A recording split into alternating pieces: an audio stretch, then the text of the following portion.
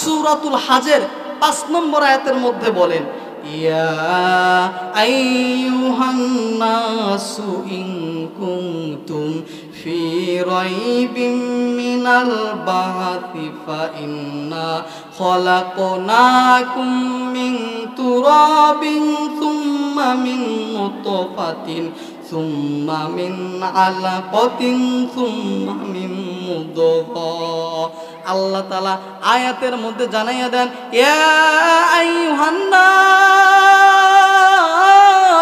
ও মানুষের দল, ইন কুনতুম ফি রাইবিন, যদি তোমরা ওই বিচারের দিবসকে অস্বীকার করে থাকো, যদি তোমরা বিচারের দিবসকে যদি সন্দেহ করে থাকো, তাহলে তোমরা শোনো, তোমরা এমন একটা সময় অতিবাহিত করেছো যেই সময় উল্লেখযোগ্য তুমি কিছুই ছিল না। আল্লাহ তাআলা মানুষ নামে, ইনসান নামে একটা সূরা দিয়েছে।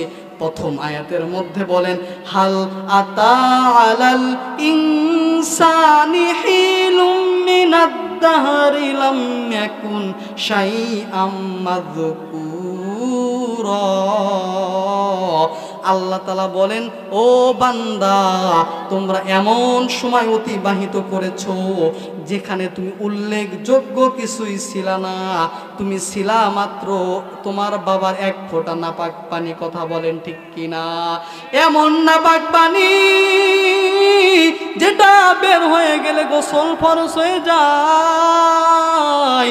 আল্লাহ বলে, গোলাম, তুমি এক ফোঁটা নাপাক পানি ছিলা, এক ফোঁটা নাপাক পানি থেকে আমি আল্লাহ ওই নাপাক পানিকে গোশত বানাইলাম।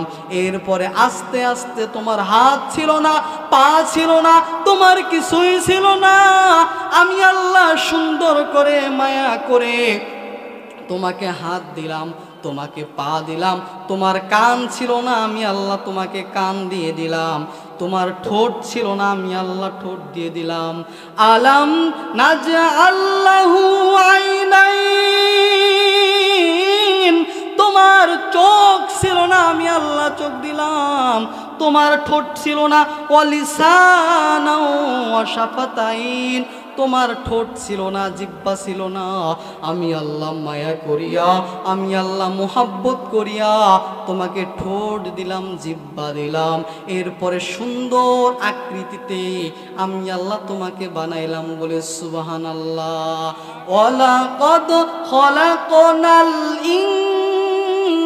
ইনসানা ফি আহসানি তাকবীর। আল্লাহ বলেন, তুমি কিছুই ছিলা না, আমি আল্লাহ তোমাকে সুন্দর একটা মানুষ রূপে বানাইলাম। বানানোর পরে অনুকিরু মাহফিল, অনুকিরু ফিল আরহামি মা নাশা ইলা আজালিম মুসাম্মা।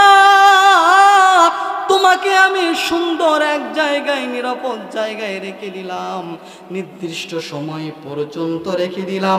এরপরে সুম্মা নুখরিজুকুম তিফলা, তোমাকে আমি ছোট্ট একটা বাচ্চা হিসাবে বানাইলাম।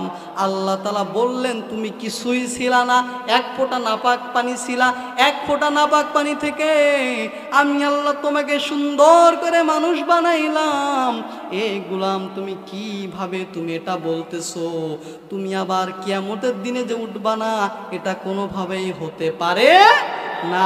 আল্লাহ তাআলা সূরা কিয়ামত 40 নম্বর আয়াতের মধ্যে বলেন, আলাইসা যালিকা বিকাদিরিন আলা আইয়ুহিয়াল মাউতা।